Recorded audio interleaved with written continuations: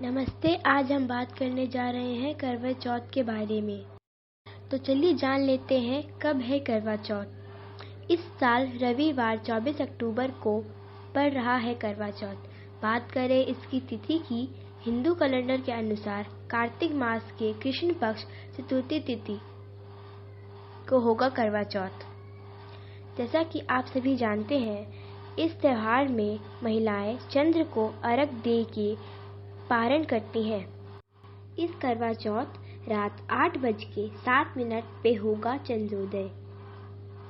चलिए अब जानते हैं करवा चौथ व्रत महत्व।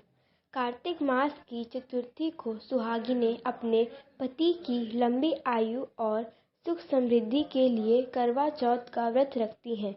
माना जाता है कि इस व्रत को करने से पति की लंबी आयु और सुख समृद्धि की प्राप्ति होती है। आप सभी ये जानते होंगे कि कोई भी पूजा विधि विधान से करने से उसका लाभदायक फल प्राप्त होता है। तो चलिए अब बात करते हैं करवा चौथ पूजा विधि की। तो करवा चौथ पूजा करने के लिए घर के उत्तर पूर्व दिशा के कोने को अच्छे से साफ कर ले और लकड़ी की चौकी बिछाकर उस पर शिव जी, माँ गौरी और गणेश जी की तस्वीर या चित्र रखें। साथ ही उत्तर दिशा में एक जल से भरा कलश स्थापित करें, उसमें थोड़े से अक्षत डालें। इसके बाद कलश पर रोली अक्षत का टीका लगाएं और गर्दन पर मौली बांधें। 3 जगह 4 पूड़ी और 4 लड्डू ले। अब एक हिस्से को कलश के ऊपर, दूसरे को मिट्टी या चीनी के करवे पर और तीसरे हिस्से को पूजा के समय महिलाएं अपने साड़ी या चुनरी के पल्ले में बांधें। अब करवा चौथ माता के सामने घी का दीपक जलाकर कथा पढ़ें। पूजा करने के बाद साड़ी के पल्ले और करवे पर रखे प्रसाद को बेटे या अपने पति को खिला दे। वहीं कलश पर रखे प्रसाद को गाय को खिला दे। पानी से भरे हुए कलश को पूजा स्थल पर ही रहने दे। चंद्रोदय के समय इस कलश के जल से चंद्रमा को अर्घ्य दे और घर में जो कुछ भी बना हो उसका भोग चंद्रमा को लगाए। इसके बाद पति के हाथों से जल ग्रहण करके व्रत का पारण करें। चलिए अब जानते हैं पारंपरिक करवा चौथ व्रत कथा के बारे में। एक साहूकार के 7 लड़के और 1 लड़की थी।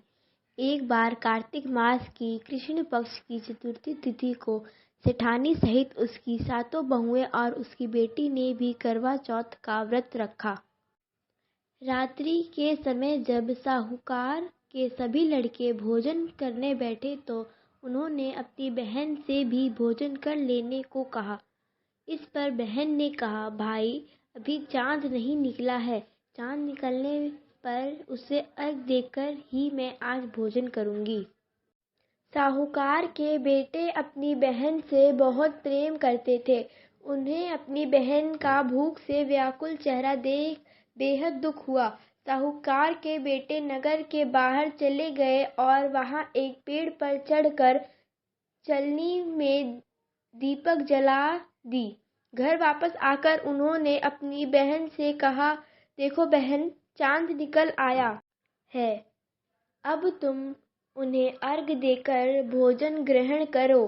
साहूकार की बेटी ने अपनी भाभियों से कहा, देखो चांद निकल आया है, तुम लोग भी अर्घ्य देकर भोजन कर लो। ननद की बात सुनकर भाभियों ने कहा, बहन अभी चांद नहीं निकला है, तुम्हारे भाई धोखे से अग्नि जलाकर उसके प्रकाश को चांद के रूप में तुम्हें दिखा रहे हैं।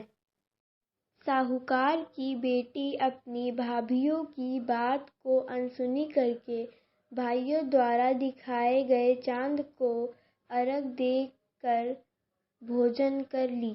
इस प्रकार करवा चौथ का व्रत भंग करने के कारण विघ्नहर्ता भगवान श्री गणेश साहूकार की लड़की पर अप्रसन्न हो गए। गणेश जी की अप्रसन्नता के कारण उस लड़की का पति बीमार पड़ गया और घर में बचा हुआ सारा धन उसकी बीमारी में लग गया। साहूकार की बेटी को जब अपने किए हुए दोष का पता लगा तो उसे बहुत पश्चाताप हुआ। उसने गणेश जी से क्षमा प्रार्थना की और फिर से विधि विधान पूर्वक चतुर्थी का व्रत शुरू कर दिया। उसने उपस्थित सभी लोगों को श्रद्धानुसार आदर किया और तदुपरांत उसने आशीर्वाद ग्रहण किया। इस प्रकार उस लड़की के श्रद्धा भक्ति को देखकर एकदंत भगवान श्री गणेश जी उस पर प्रसन्न हो गए और उसके पति को जीवन दान प्रदान किया। उससे सभी प्रकार के रोगों से मुक्त करके धन संपत्ति और वैभव से युक्त कर दिया। तभी से जो भी स्त्री करवा चौथ का व्रत करती है उसके पति की लंबी आयु और सुख संपत्ति की प्राप्ति होती है। थैंक्स।